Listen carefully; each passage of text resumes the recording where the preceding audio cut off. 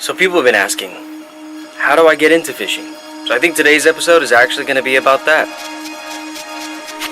Yeah.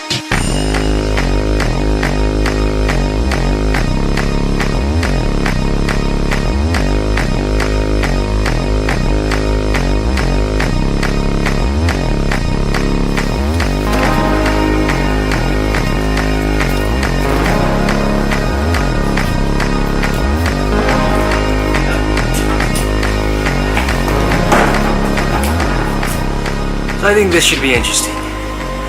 I don't know yet though, so I've done one tutorial and that sucked, but we'll see.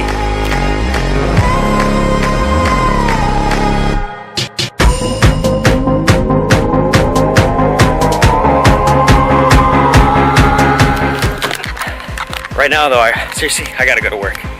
So somehow we're gonna pull this off, possibly.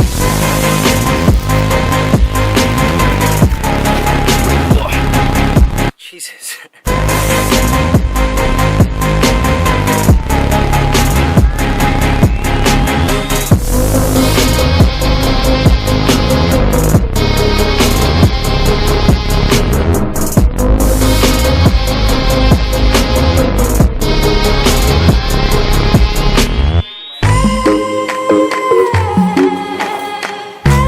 Hi, King. Hi. First things first though, we gotta make some coffee.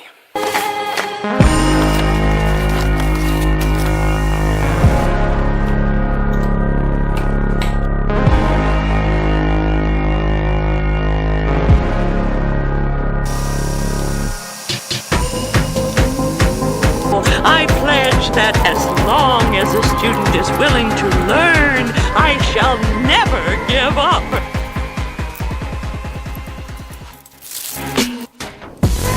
Phase number one, you gotta know what you're fishing for.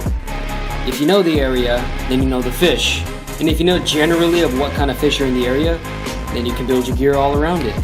So in reality, whether you fish in a river, a pond, arroyos, or bigger lakes, or if you fish like me, you know, on the ocean, sometimes on a boat, sometimes not, with a nice sunset in your background, you know, it really has all the variables on what kind of fish you get. That's a lot of fish. Now, there's three kinds of water.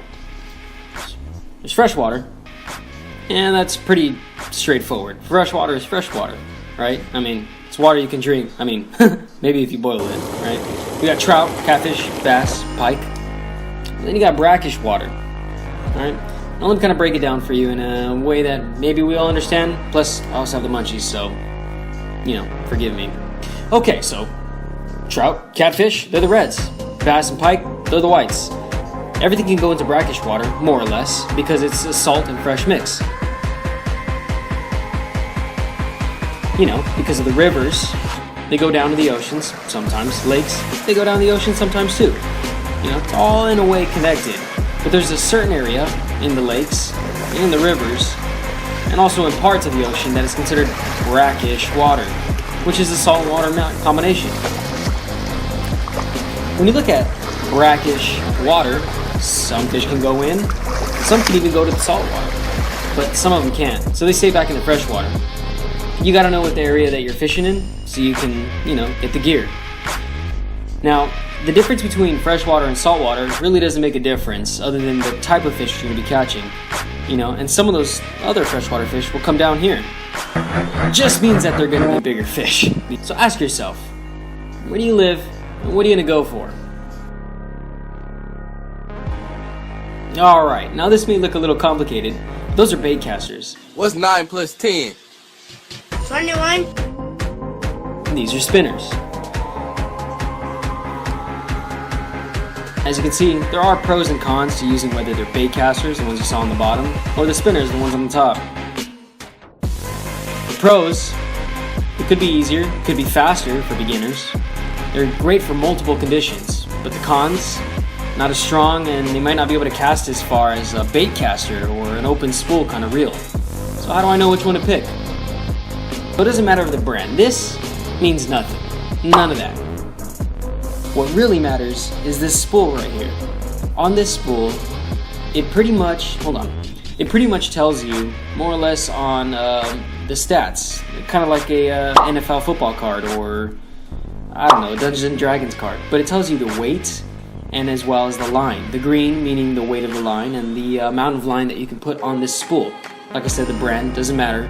Shimano will make tons of different reels, and this one's actually really, really, really old. I just have it in my personal collection.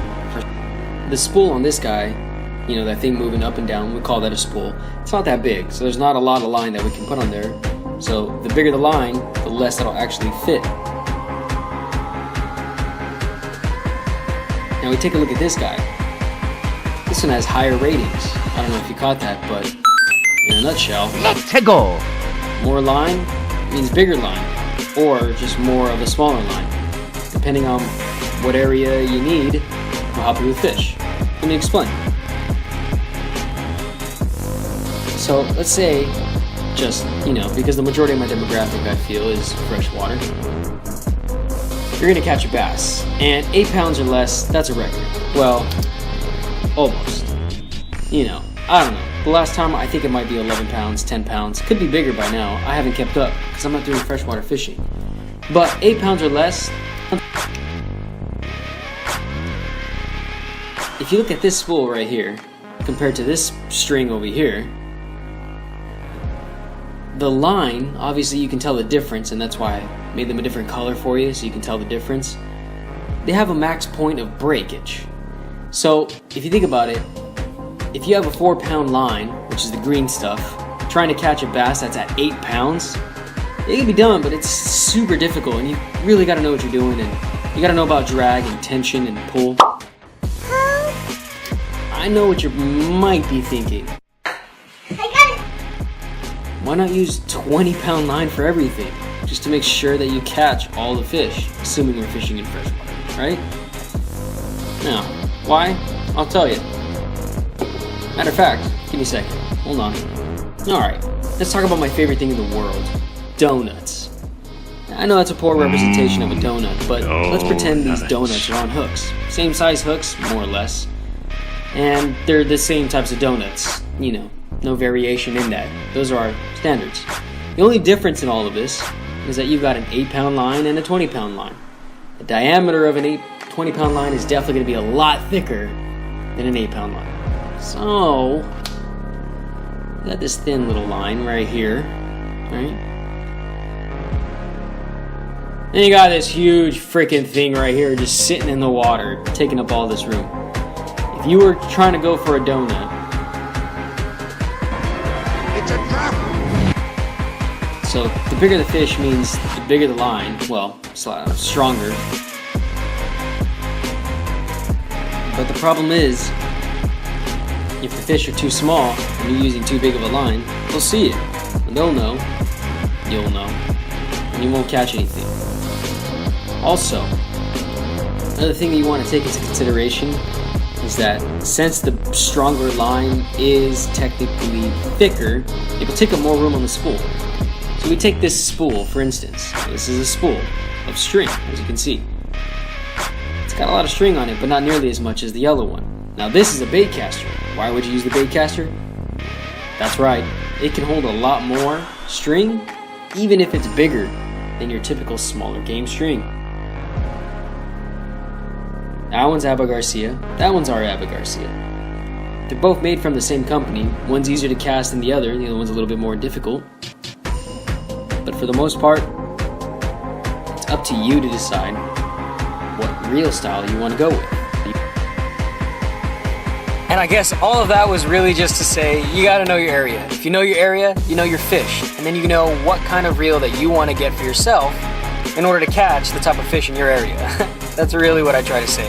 Obviously I can go on and on and on, so I'm cutting the video short right there. And if you guys like it, comment down below if I was vague about anything at all. But if you like it, yeah, give it a thumbs up. Let me know what you want to know in the next one. I probably won't do another one of these for quite a while, but if I do, it'll be talking about hooks, weights, artificial bait, and the difference between the two.